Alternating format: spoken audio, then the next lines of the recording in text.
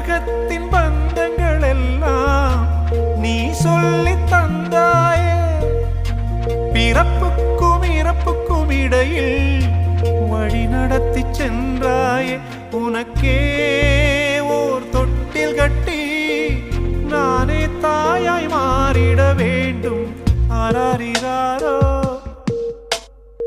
நான் இங்கே பாட,